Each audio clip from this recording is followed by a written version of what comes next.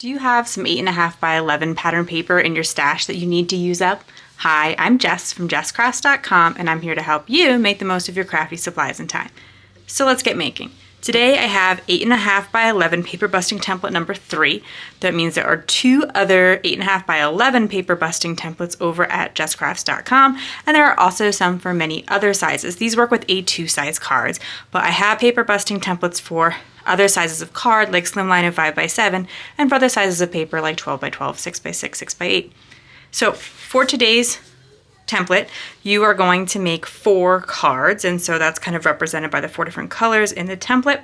And you are going to start by cutting, well, my paper has this little like tag at the top, so I have to start by cutting it down to the 11. This is from a Die Cuts with a View paper pad that I thrifted, so it's probably not available anymore, but that is where I got my paper. And you're gonna start by cutting off 1-inch strips. So it's 8.5 by 1 inch.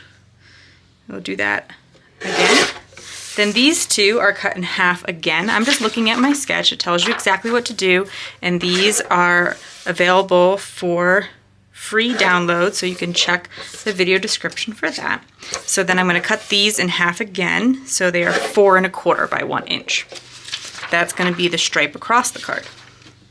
Then our remaining cardstock, I have to reorient myself to make sure I don't cut it wrong, is going to be 2 by 2 1/4. So I'm going to cut 2 inches off, and then this is 2 1/4 by 9. I'm going to cut that, or sorry, it's 2 by 9, and then I'm going to cut 2 1/4 off each one of those. You don't have to worry about these measurements because you're just going to print this, but I do like to walk through it because some people find it easier to hear it explained to them. So then I'm taking my remaining piece, which is 6.5 by 9, and I'm going to cut it in half to 3 1/4 by 9, and then in half the other way so that I have 4 sheets that are 3 1/4 by 4.5. So that's all the paper cutting that I'll need to do. I can get a few more pieces to chop up, and then I am going to make some mats as well. The mats that I make are generally going to be 1/4 inch bigger on all sides, with the exception of this strip, because the strip is already 4 1/4, which is the size of an A2 size card.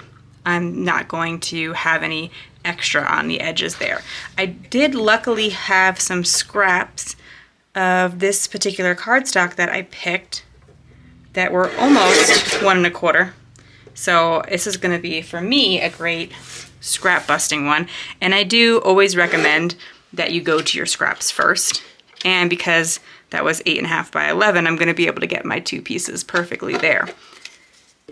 Then I'm going to do 1/4 inch bigger for 3 1/4 by 4.5, which is then 3.5 by 4 3/4. I am not the kind of person who thrives on hearing all the measurements, so I totally understand. You can go ahead to the video where I'm saying a lot less numbers if that's better for your brain, because it would be for mine. And then so I'm going to see if I can squeeze this out of this scrap, but I don't think so. Okay, so I need a piece that is 2.5 by 2 1/4. So we'll go to the 2.5. And then sometimes I also will double up the measurements, so 2 1/4 doubled is 4.5, and so it allows me to cut pieces a little bit faster if I don't have to bring it to the exact measurement each time. So I have double-sided paper here that I am using, and when I'm using double-sided paper and I'm trying to decide where each side of the paper will go, I sometimes think about where's going to be my focal point. So on this card, I am probably going to put any embellishment or sentiment here on this smaller square. So I think, well, do I want that to be, which of the 2 patterns do I want it to be? In this case, I want it to be the mostly solid.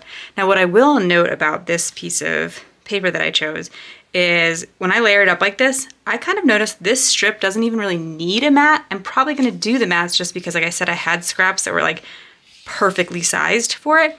But that is something I always encourage you to take a beat and think about in terms of when you're working with my sketches. I'll often call for you to do it in the way that I think is easiest, like I show you how to cut it such that you can use directional pattern paper. Or I suggest that you use mats because if you have really busy pattern paper, it helps to break them up. But when you have more simple pattern paper like this, you don't necessarily need to. Although the other thing to consider, and again, I'm just trying to talk through my thought process because I think it can help some people, especially those who are newer to card making. Now, when I put this down on a piece of paper instead of or a card base instead of my craft mat, I notice this white blends in a lot more with the white edges. It's mostly sent out for the green, so I absolutely think you can skip the mat. You can probably even skip this back mat and just put a mat here. It's all depending on what you want to do, how much cardstock you want to use. Another little tip that you might find helpful is, especially good for like little cardstock scraps, is so when I go to put this down, it's going to go over this strip. And if I put the adhesive down, I'm going to have to kind of push it over this thick cardstock. If you notice that you're kind of getting like the impression or the indent of the paper below it, which will sometimes happen, you can prop it up with a little bit of cardstock. So I'm going to take a scrap and a single layer scrap of cardstock, place it behind so that now when I place my element on top, it's going to lay really like one layer and flush. I hope that that makes sense. It's something that I do often, but I don't always explain it in the video. I was looking through my stash, thinking about how I want to finish off this card, and I had these printables from Creative Fabrica, and I thought, okay, so this little boy, I think he is supposed to be wearing like earmuffs. It was like a winter set, and this little boy looks much more dressed for winter, but I thought these earmuffs also kind of look like wireless headphones.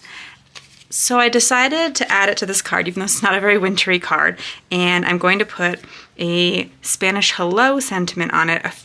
An organization that I've donated cards to said they need a lot of Spanish cards, specifically for a partnership with the Dominican Republic, and I think this one will be a good match for that. So I'm using a Altenew Spanish stamp set. I don't speak Spanish, but I do have Spanish jokes available, and I have this Label Love stamp set from Altenew. On the back, I just wrote myself a cheat sheet so that I wouldn't forget what any of them mean, although at this point I'm pretty familiar. I do know some basic stuff. So I'm going to stamp this, and I'm sure you've seen this before, but I'll just show you briefly that you can stamp a whole bunch of sentiments, especially if you're going to cut them out. And with this stamp set, it's supposed to kind of look like a solid label, kind of like a classic label maker.